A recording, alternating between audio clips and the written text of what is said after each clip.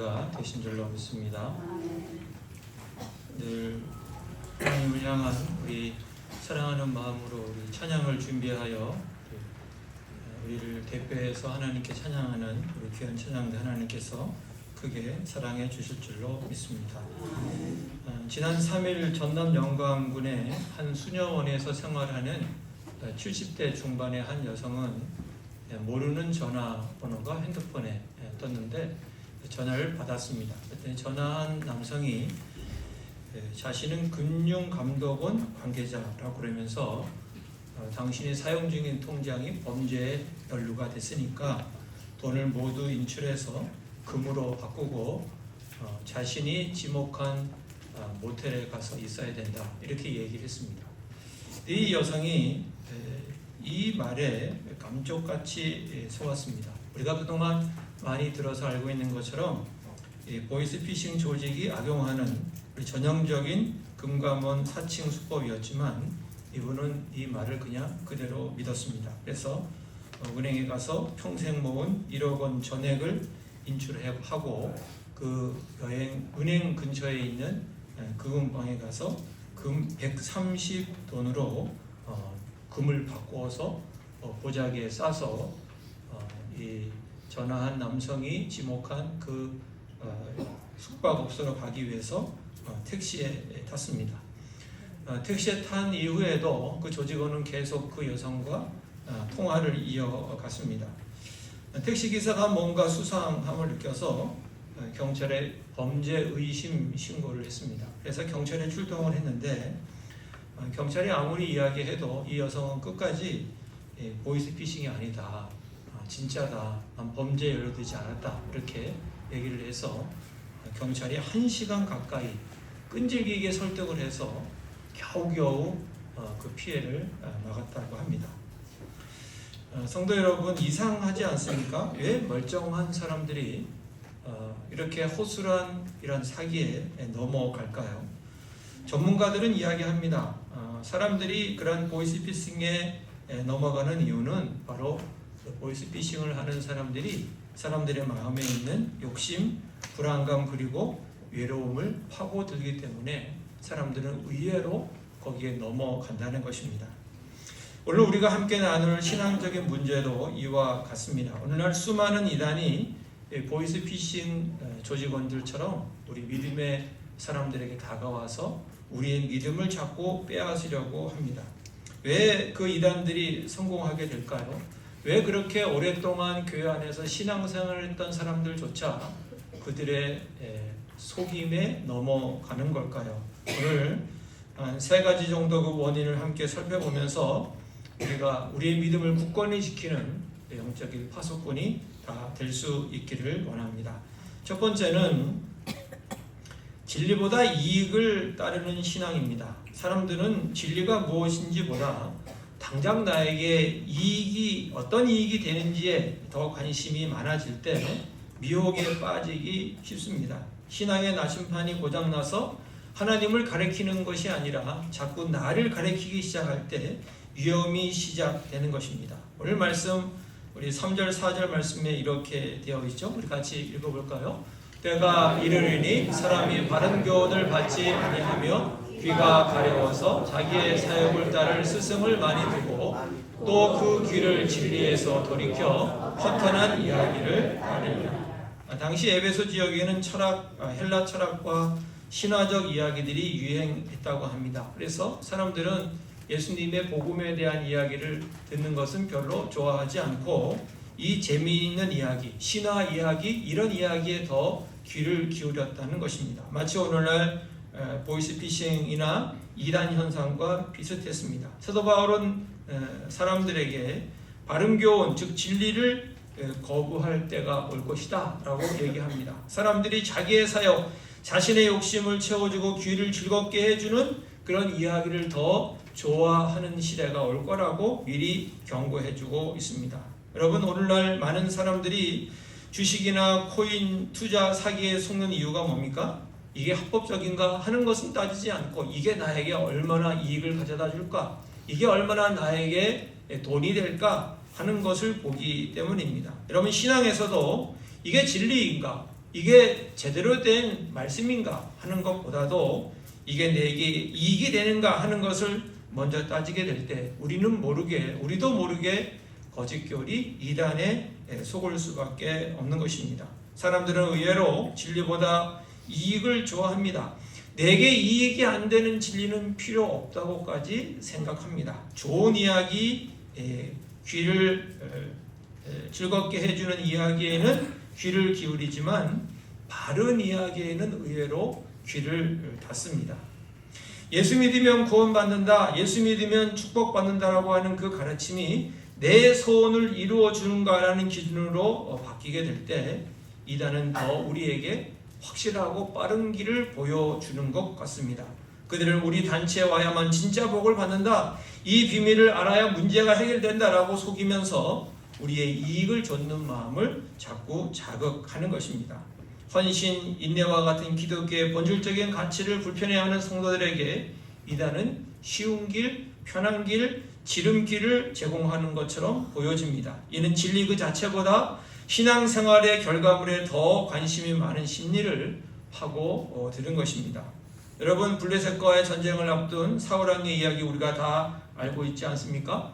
제사장 사무엘이 오기로 한 시간보다 조금 늦어지게 됩니다. 그때 사울왕은 초조하게 되죠. 백성들은 흩어지고 마음은 불안했습니다. 결국 그는 자신이 직접 번제를 드리는 죄를 범하고 말았습니다. 왜 그랬습니까? 하나님의 말씀 진리를 기다리기보다는 당장 흩어지는 백성을 붙잡고 전쟁에서 승리하고 싶었기 때문입니다. 자기의 이익과 불안 해결이 더 급했기 때문입니다. 이처럼 진리보다 내 이익을 앞세우는 조급함이 우리를 말씀의 선을 넘게 하고 거짓 가르침에 귀를 기울이게 만드는 것입니다. 사랑하는 성도 여러분, 우리의 신앙은 어떻습니까? 하나님, 이것이 진리입니까? 라고 묻고 있는 그런 신앙입니까? 아니면 하나님, 이게 나에게 이익이 됩니까? 라고 묻습니까? 여러분, 이익이 기준이 되면 결국 진리를 버립니다. 우리 앞에 한번 띄워주시겠습니까? 같이 한번 읽어볼까요? 시작. 이익이 기준이면 결국 진리를 버립니다. 물론 내 이익도 중요하지만 영적인 것에 관해서는 이익보다 진리, 무엇이 바른가 하는 것에 마음을 두어서 잘못된 이단에 빠지지 않으시기를 예수님의 이름으로 간절히 축복합니다. 두 번째는 말씀보다 기적을 좇는 신앙입니다. 사람들은 단단한 말씀의 반석이 아닌 눈에 보이는 기적이나 신비한 체험이라는 모래 위에 신앙의 집을 짓게 될 때 쉽게 무너져 버립니다. 말씀이라는 객관적인 기준보다 신비한 체험이나 기적을 신앙의 척도로 삼을 때 분별력을 잃게 되는 것입니다. 마태복음 7장 26절 27절에 보면 우리에게 이렇게 말씀하고 있습니다. 같이 읽겠습니다. 나의 이 말을 듣고 행하지 아니하는 자는 그 집을 모래 위에 지은 어리석은 사람 같으리니 비가 내리고 창수가 나고 바람이 불어 그 집에 부딪힘에 무너져 그 무너짐이 심하니라. 예수님은 분명히 말씀하셨습니다. 말씀을 듣고 행하는 것, 그것이 반석 위에 지은 집이라는 것입니다. 그것이 반석 위에 지은 신앙이라고 얘기합니다. 그런데 많은 사람들이 말씀을 꾸준히 배우고 삶으로 살아내는 지루한 과정보다는 한순간의 뜨거운 체험, 눈에 보이는 신비한 현상을 더 중요하게 여깁니다. 이단들은 바로 이 점을 파고드는 것입니다. 그럴듯한 기적을 보여주고 신비한 예언을 하면서 사람들을 현혹합니다. 말씀에 기초가 없는 신앙은 이런 거짓된 능력에 속수무책 없이 무너지게 되는 것입니다. 여러분, 실제로 유튜브에 병을 고쳐준다, 귀신을 쫓는 자는 영상을 내세우는 이들은요, 많은 조회수를 얻습니다. 그렇지만 정작 말씀을 가르치고 묵상하는 콘텐츠는 별로 주목받지 못하는 것이 현실입니다. 말씀보다 눈에 보이는 현상을 사람들이 마음에 두기 때문입니다. 이단 교주들은 종종 신비한 능력, 예언이나 치유 등을 행하는 것처럼 보여지면서 자신들을 신격화합니다. 말씀의 기초가 약한 성도들은 눈에 보이는 현상에 그냥 압도되어서 그 가르침인 성경과 얼마나 다른지를 분별할 생각조차 하지 못하고 그냥 맹목적으로 따라가는 경우들이 많이 있습니다. 여러분, 사도행전 8장에 보면 마술사 시몬의 이야기가 나오죠. 그는 빌립이 행하는 놀라운 능력과 기적을 보고 세례를 받았습니다. 그러나 그의 관심은 복음의 진리가 아니었습니다. 베드로와 요한이 안수할 때 성령이 임하는 것을 보고 그는 돈을 주고서라도 그 능력을 사려고 했습니다. 그의 믿음과 신앙은 말씀이 아니라 기적과 능력이라는 모래 위에 지어진 집이었습니다. 그는 하나님의 말씀보다 초자연적인 현상에 마음을 다 빼앗기고 말았던 것입니다. 사랑하는 성도 여러분, 우리의 신앙은 어디에 서 있습니까? 매일의 삶 속에서 묵묵히 말씀을 살아내는 반석 위에 서 있습니까? 아니면 특별한 체험과 기적이라는 모래사장을 헤매고 있습니까? 체험이 기준이면 결국 말씀을 버립니다. 우리 같이 한번 읽어보겠습니다. 체험이 기준이면 결국 말씀을 버립니다. 하나님 말씀을 중심으로 하는 신앙을 회복하셔서 하나님 안에서 성숙하여 열매 맺으시는 여러분 모두가 되시기를 예수님의 이름으로 간절히 축복합니다. 마지막 세 번째는 정서적 영적 외로움입니다. 사람들은 사랑의 공동체, 즉 교회 울타리 안에서 함께하지 못하고 홀로 있을 때 이리의 공격에 취약해집니다. 교회가 진리를 가르치고 있더라도 그 안에서 소속감과 사랑을 느끼지 못하면 위험한 것입니다. 전도서 4장 12절에 보면 이렇게 우리에게 말씀합니다. 같이 읽습니다. 한 사람이면 패하겠거니와 두 사람이면 맞설 수 있나니 세 겹줄은 쉽게 끊어지지 아니하느니라. 하나님은 우리를 혼자 신앙생활하도록 만들지 않으셨습니다. 교회라는 공동체 안에서 서로를 붙들어주고 서로를 위해서 기도하고 함께 진리 위에 서도록 하셨습니다. 세 겹줄처럼 함께 엮여 있을 때 우리는 강한 것입니다. 그러나 어떤 이유로든지 간에 교회에서 공동체에서 멀어져서 홀로 신앙의 광야를 헤매게 되면 이단이라는 굶주린 이리가 그때를 놓치지 않고 찾아오는 것입니다. 여러분, 이단은 외로운 사람들에게 의도적으로 접근해서 자신들이 미리 짜놓은 대로 집중적으로 칭찬하고 관심을 가져다주고 그리고 온정을 쏟아붓습니다. 외로운 사람은 이런 대접을 받으면 마치 사막에서 오아시스를 만난 것처럼 야, 여기가 진짜 사랑이 넘치는 곳이구나, 여기가 진짜 나를 생각해 주는 곳이구나 라고 잘못 착각에 빠지게 되는 것입니다. 삶의 문제를 터놓고 나눌 관계가 없을 때 이단이 제공하는 끈끈하고 친밀한 가짜 가족 공동체는 매우 매력적으로 보이는 것입니다. 여러분, 우리나라 사회에 이제 홀로 사는 노인들 문제가 많이 심각합니다. 그런데 이단 단체들이 매주 반찬을 가져다 주고 안부 전환을 해주면 그 노인들은 진짜 가족인 것처럼 느끼고 그리고 이 거짓 공동체의 마음을 빼앗기게 된다고 합니다. 청년들도 마찬가지입니다. 교회에서 소속감을 느끼지 못하는 청년들은 힐링 모임, 영성 동아리 같은 이름으로 접근하는 이단에 쉽게 끌리게 되는 것입니다. 교회보다 더 따뜻해 보이는 가짜 공동체에 빠져드는 것입니다.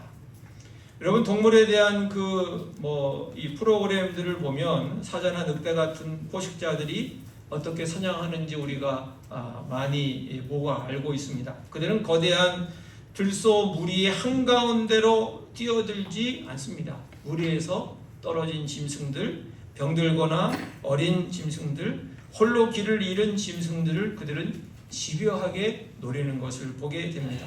이단이 접근하는 방식도 똑같습니다. 교회에서 상처받아 겉도는 성도, 삶의 문제를 끙끙 앓는 성도, 누구에게도 마음을 터놓지 못하는 외로운 성도를 귀신같이 알아보고 접근해서 거짓된 사랑과 거짓된 위로로 유혹하는 것입니다. 사랑하는 성도 여러분, 우리는 지금 어디에 있습니까? 목자의 음성을 들으며 다른 양들과 함께 푸른 초장에 누워 있습니까? 아니면 홀로 가시덤불 속을 헤매고 있습니까? 홀로 있으면 결국 교회와 공동체를 버리게 됩니다. 같이 한번 읽어볼까요?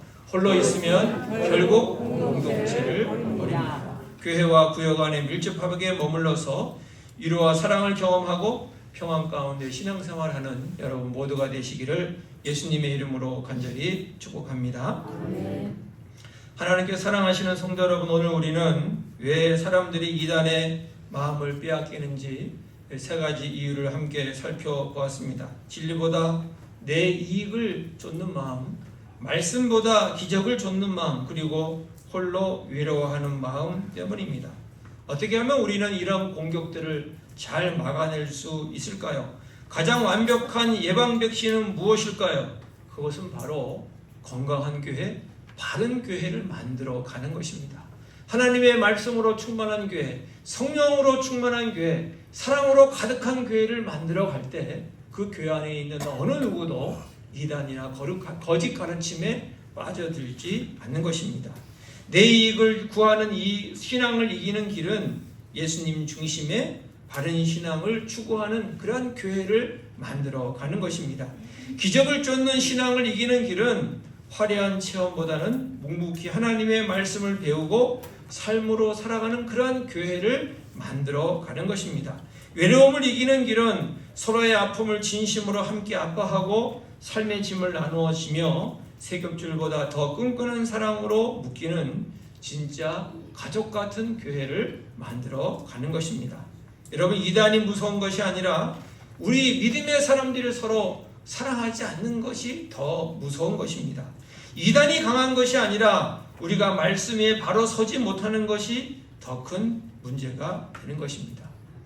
여러분, 위조 지폐가 많이 있잖아요.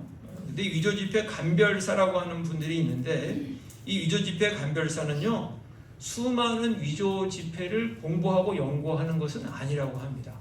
이 위조 지폐 감별사는 위조 지폐를 공부하는 것이 아니라 진짜 지폐가 어떤 것인지 끊임없이 연구하고 만져본다고 합니다.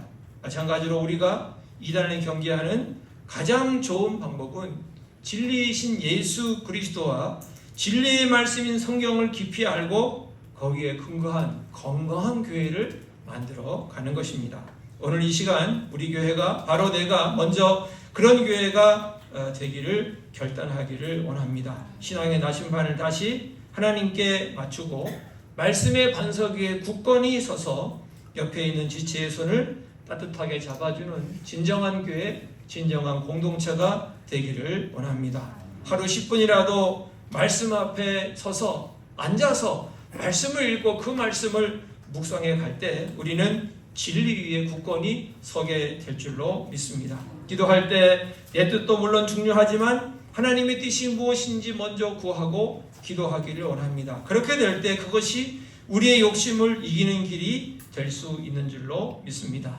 그리고 소그룹 모임, 특별히 우리 교회 구역 모임에 함께 참여하시기를 바랍니다. 그것이 외로움을 극복하는, 어떻게 보면 교회 안에서 가장 좋은 그리고 확실한 방법입니다. 그래서 어떤 거짓된 영도 틈타지 못하는 하나님의 거룩한 교회, 거룩한 집을 세워나가는 우리 모두가 되기를 원합니다. 오늘 말씀 맨 마지막 절 디모데후서 4장 5절에 보면 이렇게 우리에게 말씀하고 있습니다. 같이 읽겠습니다.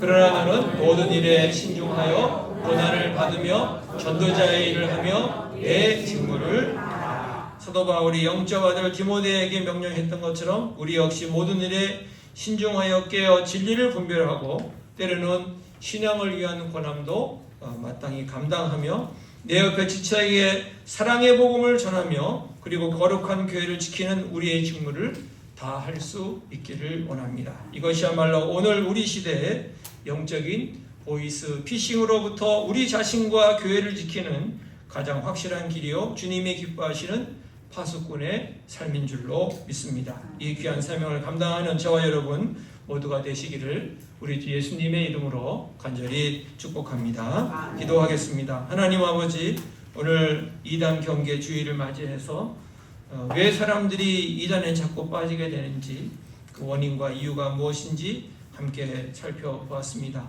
하나님, 오랫동안 교회에서 같이 신앙생활했던 사람들, 함께 하나님을 예배하고 예수님을 믿었던 사람들이 어느 날 갑자기 이단과 거짓 가르침에 빠져가는 안타까운 현실이 주님 우리 가운데 있습니다. 하나님, 그 원인 가운데 하나는 바른 신앙보다도 내게 얼마나 이익을 주는 것인지 마음을 빼앗겨서인 것이고, 말씀 위에 굳건히 서기보다는 그냥 신비한 체험에 자꾸 서려고 하는 마음 때문이며, 정서적으로 영적으로 외로움 때문에 그렇게 되는 줄로 압니다. 하나님, 우리 교회는 그것을 넘어서는 교회가 되기를 원합니다. 말씀으로 충만한 교회, 성령으로 충만한 교회, 주의 사랑으로 가득한 교회, 그리하여 거룩하고 건강하고 바른 교회 만들어가기를 원합니다. 그래서 하나님, 우리 교회에 속한 모든 믿음의 사람들은 말씀 위에 굳건히 서서 진리의 예수 그리스도를 중심으로 해서 사랑으로 가득한 그러한 신앙생활, 그러한 구역 모임, 그러한 우리의 믿음, 우리의 예배, 우리의 모든 삶이 될 수 있도록 주여 은혜를 베풀어 주시옵소서. 예수님의 이름으로 기도하옵나이다. 아멘.